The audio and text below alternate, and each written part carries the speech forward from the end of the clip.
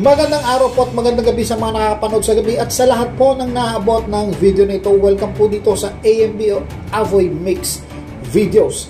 Ngayon po ay may video tayo mula kay AI Teli o A-Teli, no, na nagpapakita po kung paano magwo-work o nagwo-work ang isang warship.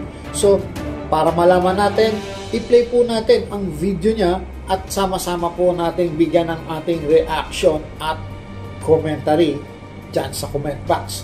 So, eto na po ang videos.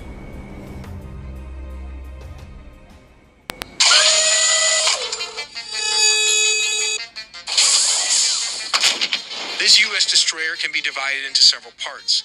At the front is the bow, or some might call this the stem, followed by the forecastle, and the most important part, the bridge. Moving inside, this serves as the primary command and control center for the ship. It offers an almost 360-degree field of view and spans almost 2 stories in height and is manned by staff 24 hours a day. Just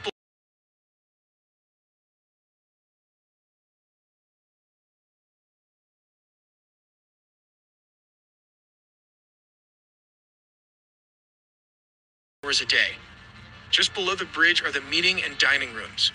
Due to the compact nature of this destroyer, the living quarters for the 300 crew members are quite cramped at this level. Grabe, no? Ang dami, no? 300. Moving further back, there are 4 turbines, diesel engines, and electrical generators connected to a double shaft propeller.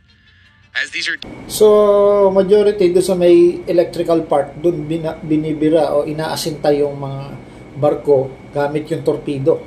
No, kasi pag nawala yung power, wala na, useless na rin ang barko. Diesel generators, the exhaust is directed through 2 funnels located here and intentionally designed to reduce heat and radar signature of the ship. Speaking destroyer is equipped to carry around 90 missiles with this vertical launching system, a Mark 45 deck gun position at the front, followed by close combat phalanx and a CRAM missile system. But that's not all. It also houses Harpoon anti-ship missiles and torpedo tubes for threats underneath. And if that's not enough, there's a submarine hunter-killer Seahawk equipped with sonar and torpedoes featured in the upcoming video. So stay tuned and don't miss a beat. Now let's begin our exploration from the front. Similar to the British warships, this system boasts a Mark 45 gun and ammunition handling system. This sophisticated system can be compartmentalized into 4 distinct parts. Starting at the base is the automated ammunition shuttle. Just above it, we encounter the automated ammunition handling system, showcasing advanced technology and precision engineering.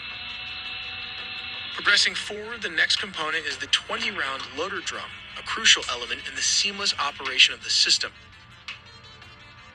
Positioned just above the loader drum is the gun shield, providing essential protection and stability to the entire setup. Grabe po, no? Itong kanyang palang na ito ay automatic na, no? At self-reloading siya. Ganyan po ka-high-tech, no, ang barko na ito, no. Alam ko ito ay isang tinatawag na destroyer, no. US po ito, no, destroyer. Hope so, ganyan din po yung mga barko na nabili natin, no, yung sa Navy. This is how it works. Step 1. The ammunition shuttle travels towards the lower ammunition hoist. Step 2. The ammunition hoist lifts the shell toward the 20-round loader. Step 3. A tray that carries both the shell and the propellant turns 90 degrees and pushes them into the gun barrel. Step 4. When ready, the gun fires. Together, these 4 integral components form a seamlessly integrated system that can spit out 10 to 16 rounds per minute. Ang bilis, ano? 16 rounds per minute. Ganyan po yung canyon na yan, no? Step 5. The shell case ejector and vital mechanism efficiently expels spent shell cases after each firing of the powerful 127mm gun through this side of the weapon. Additionally, the shell can travel to around 24 kilometers, which translates to around 14 miles from the U.S. Yan po, yung natatravel nung bala na yun, ano? Ang layo, no? Halos kalahati ng mundo, no? Kaya niyang maabot, no? 14 miles from the U.S. destroyer towards the enemy target. Moving to the top is the missile launcher unit. It has the capacity to carry more than 90 missiles achieved through the utilization of the Mark 41 vertical launching system. This unit measures approximately 25 feet in length.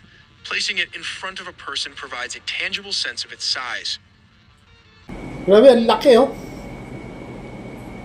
No? 25 feet siya, yun lang yung tao. No? So, ito mga long range to, pag ganito kalalaki na. So, 90. Kaya pala talagang tinawag itong destroyer. Now let's delve into how the hot launch system operates through super simple basic animations. The VLS door cell opens for the missile.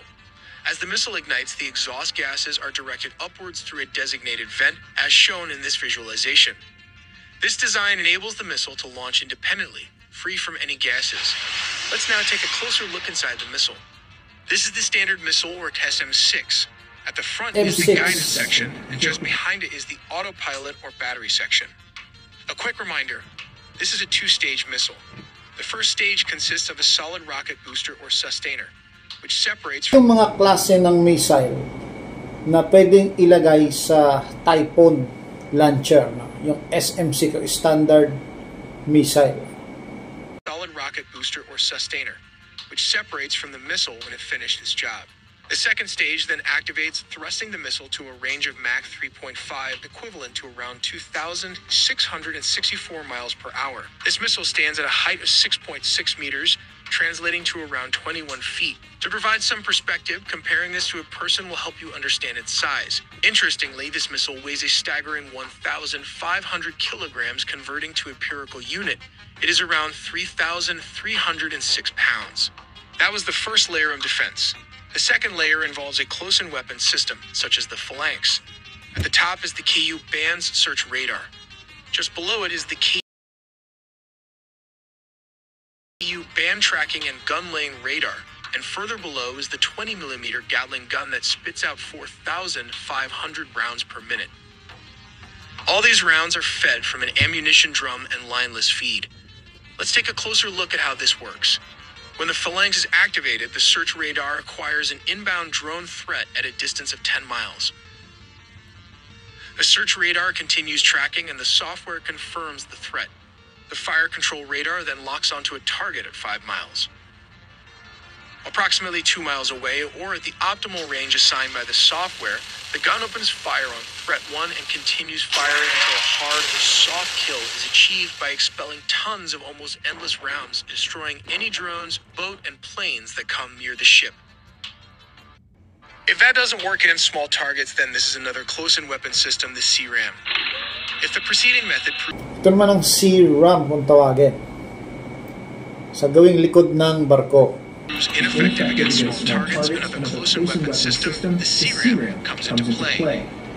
The CRAM integrates the radar and electro-optical system with Phalanx, but this bad boy alone packs an 11-cell RAM launcher that can be reloaded, thus creating an autonomous system that can engage threats without relying on external information. So, halos pareha sila nung itsura nung ano, no? Parang dito, puro launcher naman to, maaaring puro missile ito, no? Yung kabila ay aerial, ano? So, tingnan natin kung paano nag-work ito kasi parang ngayon ko lang ito na-encounter. External information. Within the CRAM is the RIM 116 rolling airframe missile equipped with an infrared homing device. This small, lightweight infrared homing surface-to-air missile is specifically designed for engaging subsonic missile, such as the Soviet-era P-15 re-engineered by Iran, which maneuvers in close proximity to the oceans to evade radar. The CRAM defense system activates in such scenarios, destroying anything within a 6-mile radius with a 90% hit accuracy. In today's Navy, there exist 3 distinct types of surface warships: the frigate, the destroyer, and the cruiser. But what's that? So, ang atin, no? Wala tayong destroyer, eh, no? Ang mga puro frigates. But what sets them apart? The frigate, being the smallest of the trio, carries fewer weapons and less sophisticated electronic sensors than its larger counterparts, the destroyer and cruiser. On the other hand, cruisers play a pivotal role as the shield of the fleet. They surpass destroyers in size, accommodating additional command and control facilities, enhancing their strategic capabilities. Positioned between the frigate and cruiser, destroyers stand out for their impressive speed, measuring 505 feet in length, equivalent to 153.92 meters, and boasting a breadth of approximately 59 feet or 18 meters. To help us understand its size better, a destroyer can be visualized as spanning around 6 tennis courts, stacked up. Yun nga po, no, pagka destroyer talagang malalaki ito, no, kasi full loaded ito ng mga armament. Hindi kagaya ng mga binibili natin na yung frigates. Parang support lang ito sa destroyer, yung frigates. Each other. Even better, this is how it looks like when it is stationed against an aircraft carrier.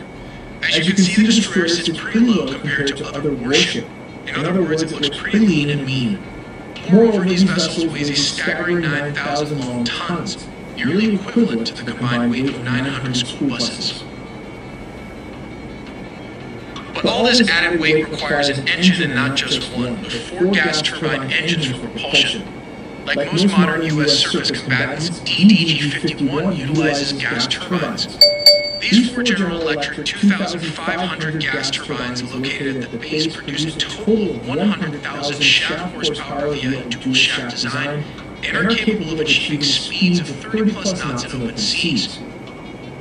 Moving to the back are the electric motors and diesel generators, all of which are connected to the huge gears that turn the propeller. Interestingly, these propellers can thrust the ship forward and even engage a reverse gear to slow down the ship. So how does the rudder turn the ship? When the rudder is moved to an angle around the ship's center of gravity, it slightly changes the ship's orientation by giving it a drift angle, thus altering the ship's course. So, yun po, no, kaya pwede siyang mag-counterclockwise yung isa, no? Pagka umaandar, pwedeng bumaligtad yung isa para mag-drift siya ng ganyan. At madali yung maniobra niya. Moving further, this is the Harpoon missile. It's an anti-ship cruise missile that has been in service since 1977. Let me explain how it works. When launched, it flies a few meters above the sea, following a parabolic path that brings it close to the water's surface. This trajectory is chosen to evade radar detection and counter anti-aircraft guns or missiles, enabling it to strike its target with its 227-kilogram blast warhead, delivering lethal firepower capable of sinking or damaging various ships. However, the threat does not solely come from above. It also lurks beneath the ocean's surface. Enter the Mark 32 standard anti-submarine torpedo launching systems. Once a target is detected, they can be directed to desired locations. When launched, the torpedo dives deep into the ocean, utilizing both passive and active sonar to detect submarines. Emitting a ping that bounces back, the internal sonar identifies a target and locks onto it. So, high-tech na yung torpedo niya, no? Hindi na basta, ano, no? Hindi ko lang alam kung kaya nitong i-follow o yung sundan yung na-detect nitong submarine, ano? Parang kagaya ng mga humahabol doon sa mga jet, yung mga Tomahawk. So, play ulit natin. For a submarine, this poses a significant threat as the warhead carried by the weapon is highly explosive, weighing 43.9 kilograms, which is around 95 pounds, capable of inflicting substantial damage when detonated. Just beneath the ship's hull lies the surface ship sonar, equipped with both active and passive capabilities designed to effectively track submarines. So, yung nasa unahan pala ng barko na yan, kala ko yan ay pambangga sa yelo. Hindi pala, no? Sonar ho pala yan. At siguro yan ay talagang binabalot ng makapal na bakal. As a point of reference, this technology mirrors the passive sonar found on the Virginia class, positioned at the forefront of the submarine's nose. But here are the basic difference between active and passive sonar. Active sonar operates by emitting pings from the ship to detect any objects within its range. This method provides a high level of accuracy in target detection, but it also has the drawback of revealing the precise location of the ship emitting the signals. In contrast, the passive sonar employed in the Virginia class relies on detecting the inherent noises generated by all ships and submarines. At the back of the ship is a landing deck for the Seahawk. This is based on the famous Black Hawk design, but re-engineered for Navy use. It can be armed with Hellfire missiles, suitable for targeting both land-based and surface ocean threats. Additionally, As its name suggests, the Seahawk can be equipped with underwater torpedoes. Here's how it operates. A sonar line is deployed to scan for enemy submarines underneath the ocean water. Upon detection, the helicopter can launch a torpedo at the target. Once launched, the torpedo, equipped with its own sonar... So, itong Seahawk na to ang naka-assist, no? Para mag-hunt ng submarine, no? So, maganda yung combination nila. So, isa pa, ang ganda magpaliwanag nitong AI tele, no? Talagang binusisi niya maigi at pinag-aralan, no? Sonar system will actively track and pursue the submarine until it successfully neutralizes the threat. So, hanggang dito na lang po, no? At napakaganda po ng video ni AI Tele, no? Talagang kapupulutan ng aral, ano? Sana lang ito ay yung tinatawag natin na hindi pangliligaw, kasi alam natin military yan, no? Hindi niya dapat ina-expose yan, pero yon, hindi naman madamot ang Amerika pagdating sa teknolohiya. Okay lang na i-expose, pero parang para sa akin, no, parang hindi pa rin maganda siguro i-expose, pero nandiyan na yan eh.